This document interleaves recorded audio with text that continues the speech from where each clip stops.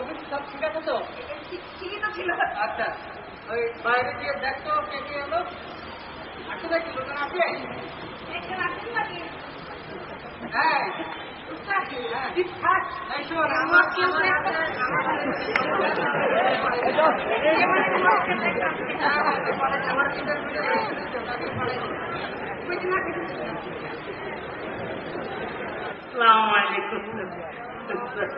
Sir আসবো sir.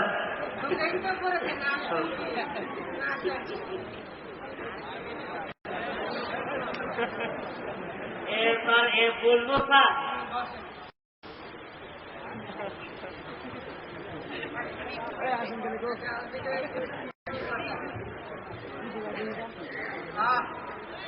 আচ্ছা, আপনি নিচে বসেছেন কেন? না মনে করলাম আমার বিয়া তুমি হয় কিনা।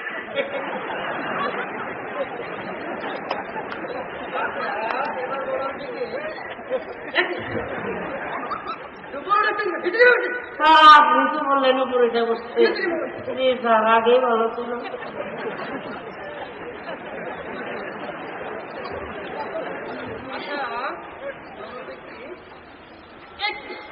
আবার নিচে বসেছেন কেন? শুরু করলেন স্যার, আপনি তো বললেন নিচে বসতে। আচ্ছা, আমার মতো করে বলছেন। আপনার একটু স্যার, এইটা একটা সহজ সমাধান দিলেন স্যার, আপনার মতো করে না স্যার? ঠিক আছে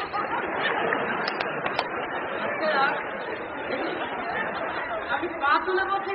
স্যার, আপনি হয়তো পা তুলে বলছেন বললেন। জি স্যার, আপনি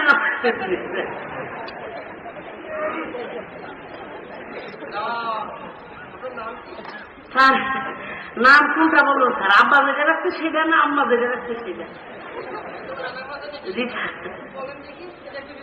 জি স্যার, আমার নাম হচ্ছে স্যার মধু ঢালি। জি স্যার। জি স্যার, এইটা যদি নাম না হয়, গেটে দিয়ে যখন ঢুকলাম দেখলাম নেম প্লেটে আপনার নাম লেখা শিশি পাতি। আপনি যদি শিশি পাততে পারেন আমার মধু ঢালতে সমস্যা কোথায়? তা আপনার বাবা কি করে? আম্মা যাহা বলে তাহাই করে।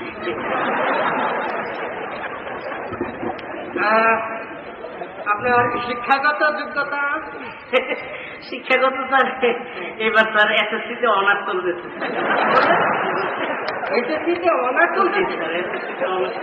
বুঝিয়ে বলবেন? বুঝায় মানে খোলাসা করে বলবো স্যার? দিতা শরমের কথা না বললে তো উপায় নাই।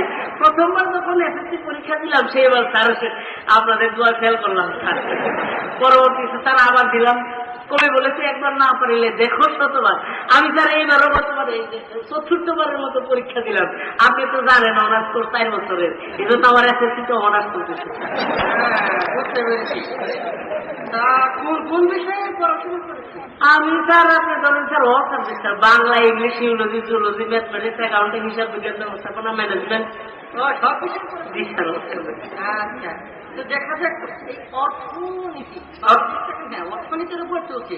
অর্থনীতি? অর্থনীতি বলতে কি বোঝে? অর্থনীতি তো হলো গিয়ে স্যার ইকোনমিক। অর্থনীতি, অর্থ আর নীতি। অর্থনীতি হইল গিয়া স্যার যেই নীতি পড়াশোনা করার মাধ্যমে বিভিন্ন নীতি এবং দুর্নীতির মাধ্যমে সরকারের টাকা নিজের পকেটে ঢোকানো, এটাই স্যার অর্থনীতি। এবার আমরা একটু অন্য প্রসঙ্গে আছি। বাংলাদেশে যেভাবে জনসংখ্যা বেড়ে যাচ্ছে, তাহলে ভবিষ্যতে বাংলাদেশের অবস্থা খুব খারাপ হয়ে যাবে। সুখী পরিবার মানে সুখী পরিবার বলতে আপনি কি বুঝছেন? সুখী পরিবার বলতে আমি স্যার বুঝি যেমন স্যার আপনার ফ্যামিলি আপনার 4-5টা ছেলে মেয়ে থাকবে, তারা ইনকাম করতে আপনি পয়সা পয়সা খাবেন স্যার। আর এছাড়াও যদি মনে করেন আপনার ছেলে মেয়ে আরো বেশি হয়ে যায়, তাহলে স্যার আপনার রাজনীতিতে নামতে পারেন স্যার। আপনার ছেলে মেয়ে যদি 11 জন হয়, আপনি 11 দল গঠন করেন। আপনার ছেলে মেয়ে যদি 12 জন হয়, 12 দল গঠন করেন। 13 জন হলে 13 দল গঠন করেন। 14 জন হলে 14 জন এর উপরে একটা বাংলাদেশের বাইরে থাকবে। তো এবার একটু সাধারণ জ্ঞানের প্রশ্ন। জি স্যার, বলেন স্যার। সিডনি কোথায়? সিডনি? হ্যাঁ, সিডনি। এটা তো স্যার কেমিস্ট্রির প্রশ্ন। সিডনি পাইছি স্যার, বলবো স্যার? হ্যাঁ, বলেন। এই আমার এই ডাইন পাশে স্যার কিডনি আর বাম পাশে সিডনি। এখানেই স্যার আপনি চাইলে টাকা না না তো এই আমাদের যে বাংলাদেশের চলচ্চিত্রের অবস্থা দেখছেন তো আসলে যে চলচ্চিত্রের ব্যাপারটা কি চলচ্চিত্রে বলতে আপনি কি বুঝছেন চলচ্চিত্র হইলে কি স্যার বাংলাদেশের প্রেক্ষাপটে আমি স্যার একসময় চলচ্চিত্রের কাজ করতাম স্যার নায়ক হওয়ার একটা সম্ভাবনা ছিল কিন্তু চেহারা আগের মতো নাই স্যার তো চলচ্চিত্র হইলে গিয়ে স্যার বাংলাদেশের প্রেক্ষাপটে এই চলচ্চিত্র না স্যার চলচ্চিত্র মানে আচ্ছা ঠিক আছে স্যার যেমন ধরেন স্যার নায়ক নায়িকা গান গাইতে গাইতে চলতে চলতে বৃষ্টিতে ভিজতে ভিজতে চলতে চলতে গান গাইতে গাইতে চলতে চলতে যখন চিত্রাইয়া পড়ে থাকি তার চলচ্চিত্র আমার একটা সাধারণ জ্ঞানের প্রশ্ন আছে বিচার করলে ভালো না পৃথিবীর সবচেয়ে নিরাপদ জায়গা কি পৃথিবীর সবচেয়ে নিরাপদ জায়গা তো স্যার আমার দৃষ্টিভঙ্গি থেকে তা বলবো বলেন সবচেয়ে নিরাপদ জায়গা তার টয়লেট কোনো ঝামেলা নাই আপনি গিয়ে বসে থাকেন অন্য জায়গায় তো যাবেন ওইখানে গিয়ে বসে থাকেন। আচ্ছা এবার আপনাকে একটা বাংলাতে আপনার ভালো নলেজ জি স্যার আপনাকে একটা বানান ধরি জি স্যার বানান করেন তো সংস্কৃতি সংস্কৃতি সংস্কৃতি সংস্কৃতি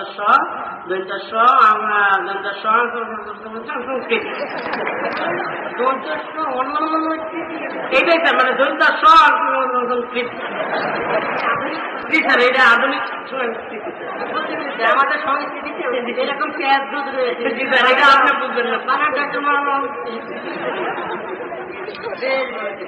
এবার একটু আপনার ইংরেজি knowledge জি স্যার আমি তো বলছি অল সাবজেক্ট স্যার আবার আপনাকে একটা ট্রান্সলেশন মানে ইংরেজিতে অনুবাদ করতে হবে বলেন ডাক্তার আশীর্বাদ পূর্বে রোগীটি মারা গেল ডাক্তার আসিবার পূর্বে রোগী মারা গেল ইংরেজি ইংরেজি স্যার ইংরেজি স্যার ইংরেজি না বললে আরবি বললে হবে স্যার আচ্ছা ঠিক আছে বলেন আরবিতে হইল যে স্যার ইন্নালিল্লাহি ওয়া ইন্না ইলাইহি রাজিউন এবার ইংরেজিতে বলুন যে কি ইংরেজিতে sir I am sorry I am sorry তার মানে আপনি পারেন না এত সহজ একটা ইংরেজি না স্যার আই এম সরি বুঝলাম তো আই এম সরি মানে খুব সহজ কথা আপনি এত সহজ একটা ইংরেজি না স্যার ওইটার ইংলিশ আই এম সরি আপনি দেখি বর্তমান চলচ্চিত্র সম্পর্কে কোনো ধারণাই নেই আপনি চলচ্চিত্র দেখবেন যে বিভিন্ন সময় নায়ক নায়িকার বাবা দুইজনের বাপ যুদ্ধ লাগার পর তার গুলি হয় গুলি করার পর একজন আহত হয়ে যায় ওনারা হাসপাতালে নিয়ে যায় কেউ কেউ কেউ অ্যাম্বুলেন্সে তারা হাসপাতালের ভিতরে ঢুকানোর পর স্যার দেখবেন টেনশন টেনশন অপারেশন থিয়েটার একটু পরে ডাক্তার দাদা ক্যাঁ করে বাইরে হয়েছে আই এম সরি তার মানে মারা গেছে তো এবার আপনাকে কিছু বিপরীত শব্দ ধরি আম রাম কাঁঠাল কলা জানালা দরজা রিক্সা ভ্যান আর ব্যাগ আর বেয়াদ আপনি এবার আসুন আপনি এবার বসুন আপনাকে বলছি আপনি এখান থেকে বেরিয়ে যান আপনাকে বলছি আপনি এখানে বসে থাকেন I ticket out I get in ও স্যার আপনি কি আমি তো মনে করছি স্যার আপনি আমার বিপরীত শব্দ দিয়ে স্যার আমার চাকরিটা স্যার চাকরি জি স্যার এই আবু জি স্যার আপনি আসুন আমি জানি স্যার এইভাবে আমার চাকরি হবে না স্যার এই জন্য স্যার ব্যাগ বেরিয়ে দিয়ে আসছি স্যার আপনি যা লাগে নিয়ে নেন কি আপনি আমাকে ঘুষ দিচ্ছেন ঘুষ না সম্মানী স্যার এখন স্যার ঘুষ ইউজ হয় না স্যার আপনি আসুন জি স্যার আপনি আসুন আমার চাকরি তো নকল করে পাশ করেছেন হ্যাঁ? নকল করে পাশ করে এখন ঘুষ দিতে এসেছেন দাঁড়ান স্যার এই আপনাদের চাকরি তো কোনো চিঠি করতে না আপনি আসুন আসুন এই ধরনের নকল করে পাশ করেছে তাদের অবস্থা এইরকম তারা ঘুষ দিয়ে এই দেশের প্রশাসন যন্ত্রকে এই দেশকে খারাপ পথে নিয়ে যেতে চায় আমরা ঘুষকে ঘৃণা করি আমরা কখনো ঘুষ দেব না এবং ঘুষ নেব না এবং যারা মেধা এবং যারা যোগ্য আমরা সেই মানুষকে আমাদের দেশের নেতৃত্বে দেখতে চাই